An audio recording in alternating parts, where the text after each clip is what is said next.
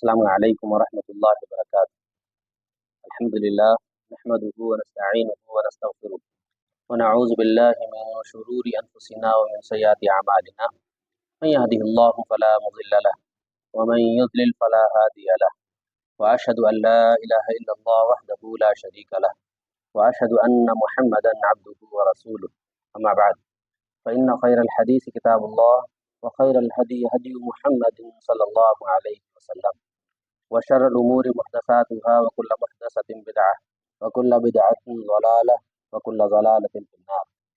أعوذ بالله من الشيطان الرجيم، بسم الله الرحمن الرحيم۔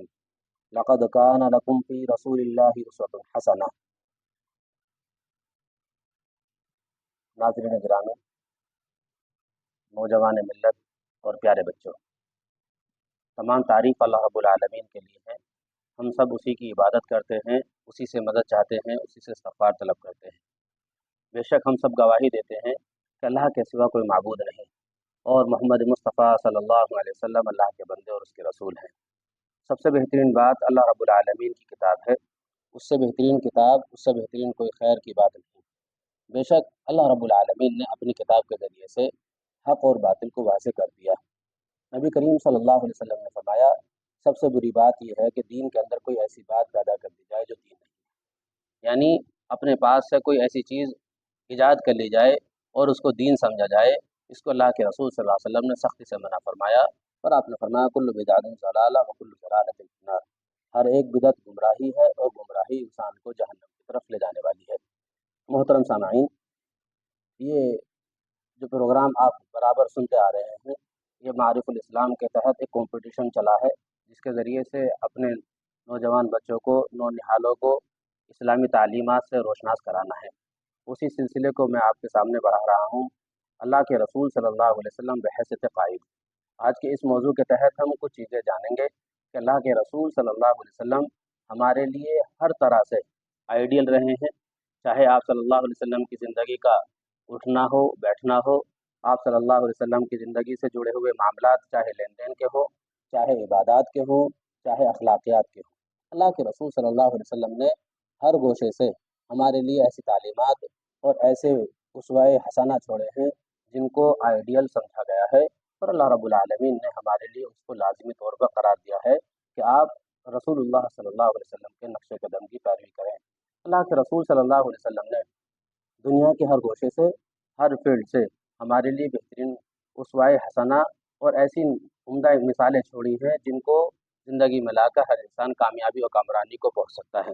میں آپ کے سامنے اپنی بات کو شروع کروں تو اس میں سب سے پہلے اللہ کے رسول صلی اللہ علیہ وسلم نے جب مکہ مکرمہ میں اسلام کی دعوت کو عام کیا اور مسلمانوں کے درمیان اس بات کا اعلان فرمایا کہ اللہ ایک ہے،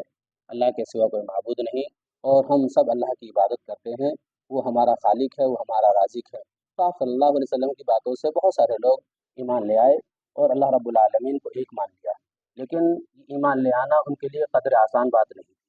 اللہ کے رسول صلی اللہ علیہ وسلم کے ساتھیوں کو بڑی تکالیف کا، بڑی مشکلات کا سامنا کرنا پڑا، ان کے اوپر بڑے بڑے ظلم و جبر اور بڑے تکلیف کے پہاڑ ڈھائے گئے۔ آپ کے ساتھیوں نے ان تکالیف کو برداشت کیا۔ ان تکالیف کو برداشت کرنے والوں کے اگر نام دیکھیں تو ایک لمبی فہرست ہے، جیسے حضرت بلال رضی اللہ تعالیٰ عنہ،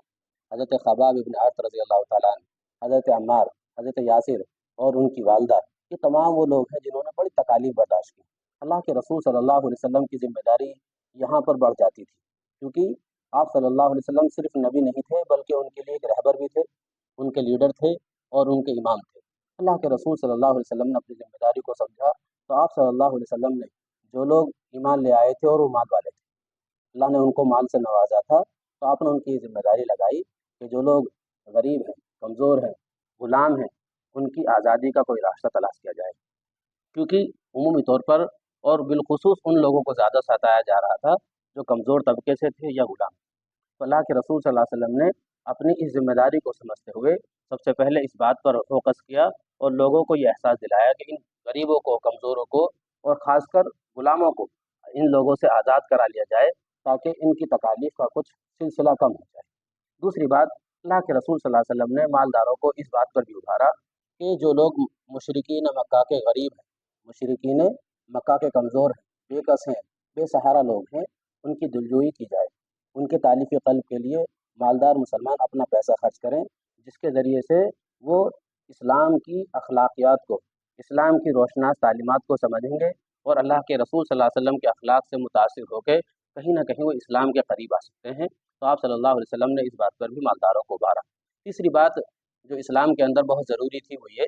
اللہ کے رسول صلی اللہ علیہ وسلم جب نبی بنائے گئے تو آپ کو اللہ رب العالمین کی جانب سے ہی اس بات پر حکم دیا گیا کہ آپ لوگوں کو اللہ کی تعلیم اور اس کی وحدانیت کا درس دیں، اور یہ بات پہلے ہی دن سے آپ صلی اللہ علیہ وسلم کو قرآن مجید کے ذریعے سے سکھائی گئی۔ اقرأ بسم ربک الذی خلق، خلق الانسان من علق، یہ 5 آیتیں اللہ کے رسول صلی اللہ علیہ وسلم پر نازل ہوئیں۔ جب آپ صلی اللہ علیہ وسلم ان 5 آیتوں کو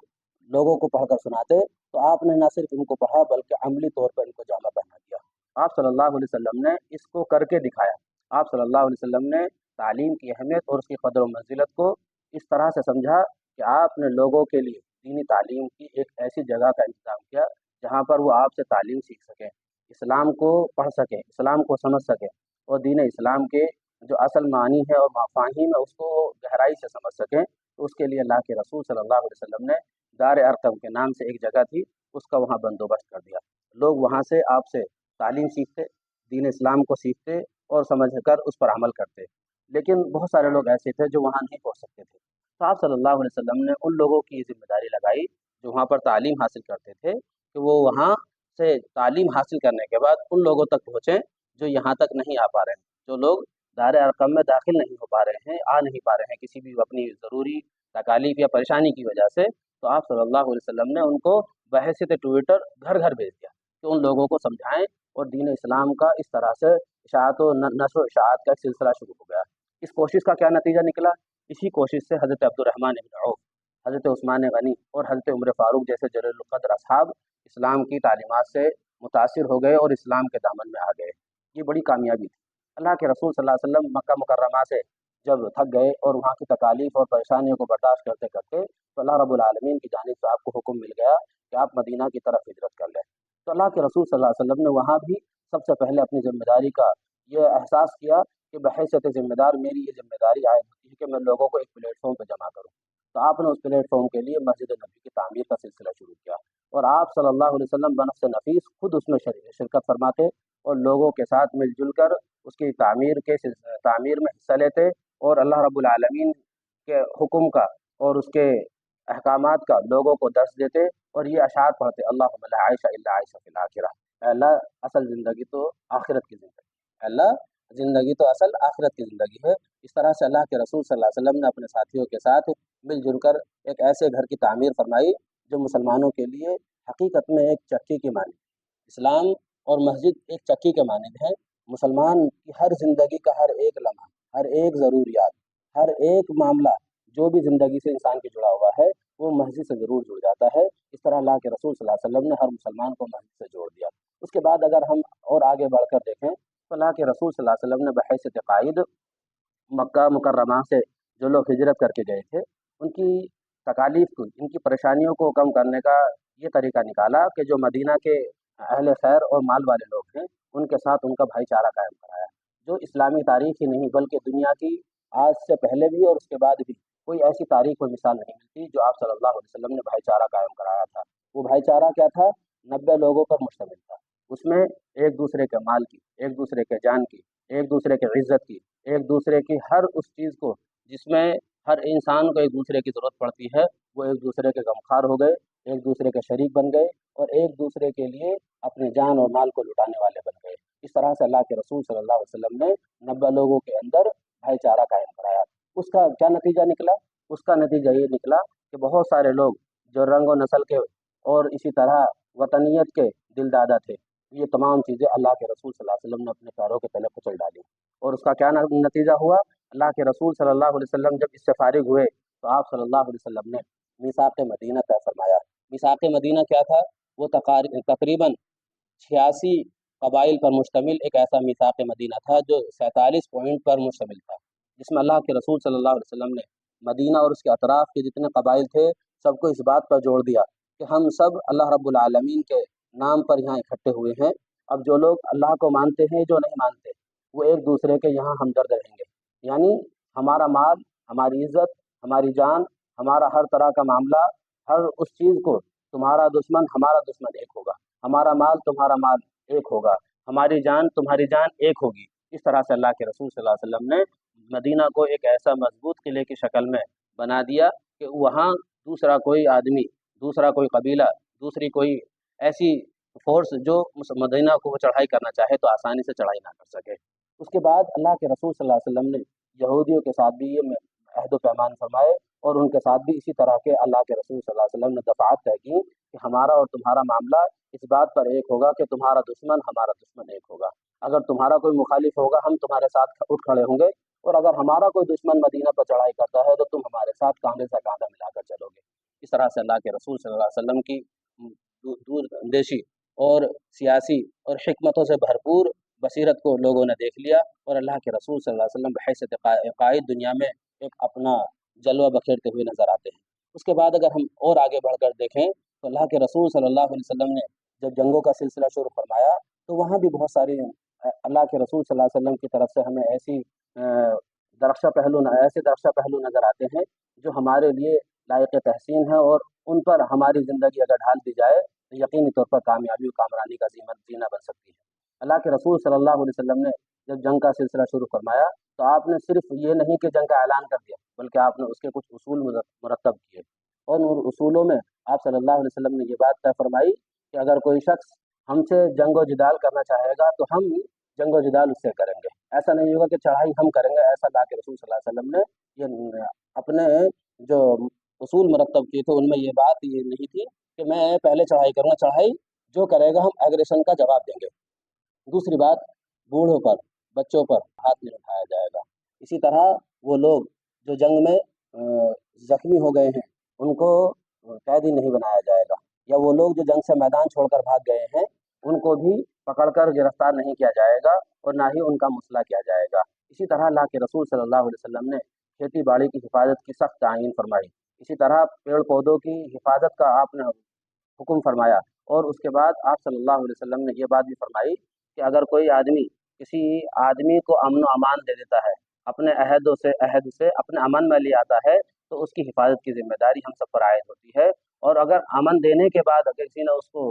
तोड़ा तो यकीनी तौर पर उसने जन्नत से अपना रिश्ता तोड़ लिया। या अल्लाह के रसूल सल्लल्लाहु अलैहि वसल्लम ने उसूल बयान फरमाए। उसके बाद हम आगे देखते हैं तो अल्लाह के रसूल सल्लल्लाहु अलैहि वसल्लम ने जंग के मैदान में अपनी महारत और अपने जलवा को दिखाते हुए हमारे लिए कुछ और नुकूश छोड़े हैं। जैसा कि अल्लाह के रसूल सल्लल्लाहु अलैहि वसल्लम ने जंग के मैदान में पहुंचने से पहले ये चीज़ें आप सल्लल्लाहु अलैहि वसल्लम देख लेते, और आप सल्लल्लाहु अलैहि वसल्लम न सिर्फ देख लेते बल्कि उसके लिए कासिद छोड़ रखे थे आपने कि सामने वाली फोर्स, सामने वाला मद्दे मुकाबिल की ताकत क्या है, वो कितने घुड़सवार लेकर आ रहा है, कितने पैदल सवार लेकर आ रहा है, कितनी फोर्स वो लेकर आ रहा है, और कैसी ताकतों के साथ वो आ रहा है। इस तरह के अल्लाह के रसूल सल्लल्लाहु अलैहि वसल्लम खुफिया पॉलिसी का एहतमाम फरमाते थे। इसी तरह मैदान का आप सल्लल्लाहु अलैहि वसल्लम बगौर एक मुआयना मुताला फरमाते कि वो जगह जो सबसे ज़्यादा मुनासिब होगी वो हमारे हिस्से में आनी चाहिए। इसी तरह जंग के मैदान में वो जगह जो ऊंची हो वो मुसलमानों को मिलनी चाहिए। इसी तरह जंग के मैदान के आसपास में जो पानी का ज़ख़ीरा है वो मुसलमानों की फ़ोर्स के हाथ आना लगना चाहिए। इसी तरह अल्लाह के रसूल सल्लल्लाहु अलैहि वसल्लम जंग के मैदान में जब मैदान मैदान सजा होगा और जंग अपने होलनाकी को पहुंची हुई होगी, उस वक्त में सूरज की किरणें, सूरज की शाएँ हमारे फ़ोर्स के और हमारे जवानों की आंखों में न पहुँचे, इसलिए अल्लाह के रसूल सल्लल्लाहु अलैहि वसल्लम कोशिश करते कि जंग के वक्त में सूरज की किरणें हमारी पीठ पीछे हों और दुश्मन की आंखों में उसकी किरणें पहुँच रही हों, ताकि दुश्मन को तकलीफ़ हो और हमारा सामना करने में। इस तरह से अल्लाह के रसूल सल्लल्लाहु अलैहि वसल्लम जंग के मैदान में कुछ पॉलिसियाँ अख्तियार किया करते थे। इसी तरह हम देखते हैं आगे बढ़कर अल्लाह के रसूल सल्लल्लाहु अलैहि वसल्लम अपने जंग के जो लश्कर होता था उसको 5 हिस्सों में तरतीब दिया करते थे। एक हिस्सा जिसको राइट विंग कहते हैं, और एक हिस्सा जिसको लेफ्ट विंग कहते हैं। एक हिस्सा जो सेंटर कहलाता था, एक हिस्सा जो रियर गार्ड कहलाता था, और एक हिस्सा वैन गार्ड कहलाता था। यानी अल्लाह के रसूल सल्लल्लाहु अलैहि वसल्लम 5 हिस्से देते, एक दाएँ जानिब, एक बाएँ जानिब, एक बीच में, और उसके एक सामने और एक उसके पीछे। इस तरह से अल्लाह के रसूल सल्लल्लाहु अलैहि वसल्लम अपने हिस्से को 5 हिस्सों में बाँट लिया करते थे लश्कर को, और साथ ही साथ रिजर्व फोर्स भी रखा करते थे कि ज़रूरत पड़ जाए तो वहाँ से उस कमी को पूरा कर लिया जाए। इस तरह से अल्लाह के रसूल सल्लल्लाहु अलैहि वसल्लम जंग के मैदान में तैयारी से जाया करते थे। ये अपने आप में हमारे लिए निशानदही है, और ये बेहतरीन नकूश है हर उस आदमी के लिए جو اللہ کے رسول صلی اللہ علیہ وسلم کی زندگی سے آپ کو بطور جرنیل دیکھنا چاہتا ہو، بطور قائد دیکھنا چاہتا ہو۔ اسی طرح بات کو تھوڑا سا اور آگے بڑھائیں تو اللہ کے رسول صلی اللہ علیہ وسلم کے اندر سب سے پہلے جو بات نظر آتی ہے وہ یہ بحیثیت ذمہ دار آدمی کو احساس ذمہ داری کا ہونا ضروری ہے، کیونکہ اللہ رب العالمین نے قرآن مجید میں یہ بات فرمائی ہے لعلک باخع نفسک الا یکونوا مؤمنین، اے نبی ایسا محسوس ہوتا ہے اگر یہ لوگ ایمان نہ لائیں تو آپ ان کے ایمان نہ لانے کی وجہ سے تکلیف سے اپنی جان کو اپنا آپ کو ہلاکت میں ڈال لیں گے۔ یعنی اللہ کے رسول صلی اللہ علیہ وسلم بحیثیت ذمہ دار بہت تکلیف محسوس کر رہے تھے۔ اللہ کے رسول صلی اللہ علیہ وسلم غم محسوس کیا کرتے تھے اور احساس ذمہ داری کا بوجھ آپ کو ستاتا رہتا تھا۔ یہ ذمہ داری کا احساس ہی تھا کہ اللہ کے رسول صلی اللہ علیہ وسلم لوگوں کے ایمان نہ لانے پر بے چین ہو جایا کرتے تھے۔ اس کے لیے اگر میں آپ کے سامنے مثال دوں تو اللہ کے رسول صلی اللہ علیہ وسلم جب ایمان لے آئے،